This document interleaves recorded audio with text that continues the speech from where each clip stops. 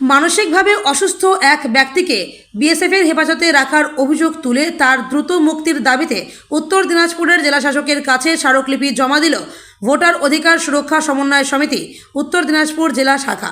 মঙ্গলবার জেলাশাসকের দপ্তরে জমা দেওয়া ওই স্মারকলিপিতে সংগঠনের অভিযোগ, ভোটার ট্রাইব্যুনালে বিচারাধীন বহু আবেদন দীর্ঘদিন ধরে নিষ্পত্তির অপেক্ষায় রয়েছে। এর ফলে বহু মানুষ তাদের নাগরিকত্ব ও ভোটাধিকার নিয়ে অনিশ্চয়তার মধ্যে দিন কাটাচ্ছেন। পাশাপাশি বিভিন্ন ক্ষেত্রে নিরীহ সাধারণ মানুষকে হয়রানি করা হচ্ছে বলেও দাবি করা হয়েছে।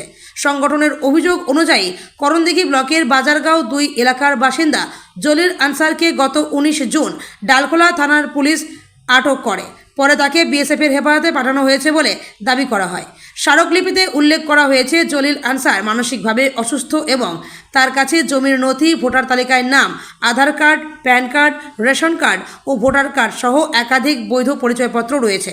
এমনকি তিনি 2026 সালের বিধানসভা নির্বাচনেও ভোট দিয়েছেন বলে দাবি করা হয়েছে। এই পরিস্থিতিতে একজন মানসিকভাবে অসুস্থ ব্যক্তিকে দীর্ঘদিন হেফাজতে রাখা মানবিক নয় বলে মন্তব্য করেছে সংগঠন। জেলাশাসকের কাছে বিষয়টি গুরুত্ব সহকারে বিবেচনা করে অবিলম্বে হস্তক্ষেপ এবং জলিল আনসারের মুক্তির ব্যবস্থা করার আবেদন জানানো হয়েছে।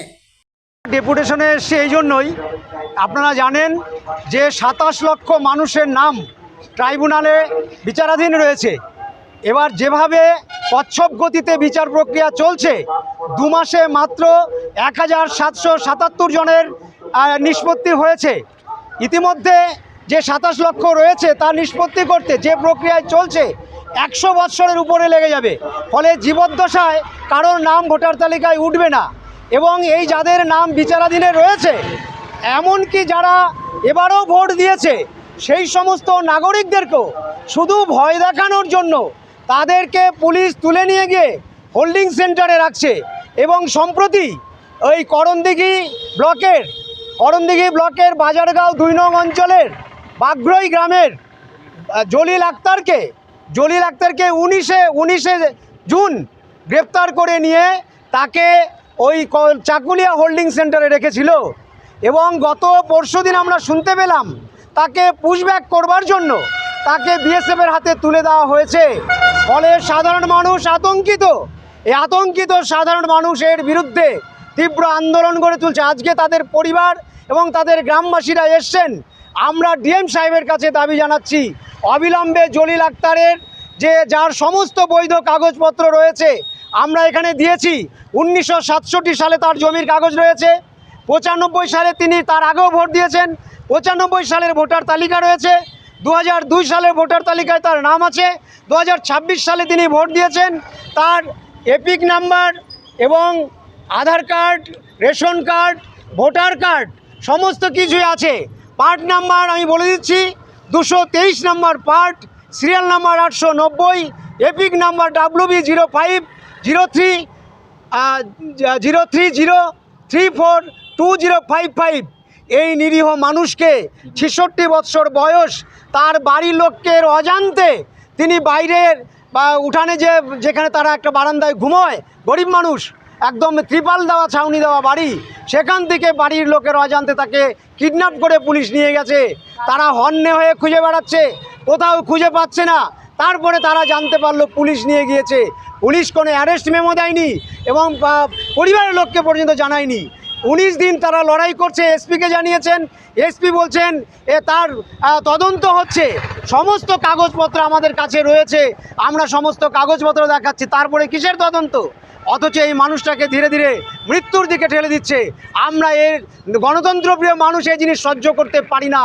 আমাদের শরীরের সত্যি একটা বেদনার যন্ত্রণা আমাদের শরীরে হচ্ছে, যার বিরুদ্ধে তীব্রভাবে ফেটে পড়ার ইচ্ছায় আমরা আজকে ডিএম সাহেবের কাছে এসেছি। যদি দ্রুত তিনি ব্যবস্থা না করেন তাহলে কিন্তু সারা জেলা জুড়ে, রাজ্য জুড়ে তীব্র আন্দোলন গড়ে উঠবে। এমডি মতিউর রহমান, বাড়ি বাগড়াই গ্রামে। ঘটনা হয়েছে যে জলিল আক্তার 66 বছর বয়স, একটা বুড়ো লোক। ভোরবেলায় ওকে খোঁজাখুঁজি করছে। আমার ভাই সম্পর্কে ভাই হবে। ভোরবেলায় খোঁজাখুঁজি করছি যে হয়তো নামাজ পড়তে গিয়ে কোনোখানে পড়ে আছে নাকি। মাঠে ঘাটে বাসতলায় খুঁজছি, না পাওয়ার পর তারপর আমি খুঁজতে গেলাম। একটা ক্যাম্প আছে, ওইখানে একজন সিভিককে জিজ্ঞাসা করলাম যে আমাদের গ্রামের একটা লোক নিখোঁজ হয়ে আছে, সকাল থেকে পাওয়া যাচ্ছে না, রাত্রে বিছানা থেকে কোথায় গেছে। তখন ওই সিভিকটা বলছে ও কি বাংলাদেশের সঙ্গে কোনো সম্পর্ক ছিল, পুলিশ আমরা রাত্রে পুলিশ তুলে নিয়ে আসছে। কিন্তু কোথায় আছে, এটা বাজারগড় ক্যাম্পের ব্যাপার। বাজারগড় 1 নম্বর গ্রাম পঞ্চায়েত একটা ক্যাম্প হয়েছে পুলিশের, ওইখান থেকে তারপর আমি গ্রামের লোকজন নিয়ে চলে গেলাম ডালকোলা থানায়। দেখি যে ঠিক ওইখানে লোকটাকে নিয়ে গিয়ে বন্ধ করে রেখেছে। পুলিশকে জিজ্ঞাসা করলাম, পুলিশ বলছে আমাদের কাছে খবর ছিল, আমরা তুলে নিয়ে এসেছি, এটা এসপির ব্যাপার, আপনারা এসপির কাছে যান। যে বাংলাদেশি লোক, এই খবর ওরা বলছে। তখন আমরা ওখান থেকে ওকে ডিআইবি এসপি ওখানে নিয়ে গেল ইসলামপুর ওখানে গেলাম। ওখানে ওর সব ডকুমেন্টস, ভোটার কার্ড, আধার কার্ড, রেশন কার্ড সব ওখানে অরিজিনালগুলো জমা নিয়ে নিল। জমা নেওয়ার পর বলছে যে আমরা এটা তদন্ত করে দেখব, যদি বাংলাদেশি না হয় তাহলে ছেড়ে দেওয়া হবে। তারপর গত 25 জুনে আবার এসপির কাছে গেছি, এসপিকে একটা প্লেনও দিয়েছি সব ডকুমেন্ট দিয়ে। তারপর ও এসপিও বলছে যে এটা আমরা তদন্ত করে দেখব, যদি বাংলাদেশি হয় তাহলে ছাড়া হবে না। তারপর দেখছি পরশুদিন ওকে বর্ডার বিএসএফ হাতে তুলে দিয়েছে, হোল্ডিং সেন্টার থেকে নিয়ে গিয়ে বিএসএফের হাতে তুলে দিয়েছে।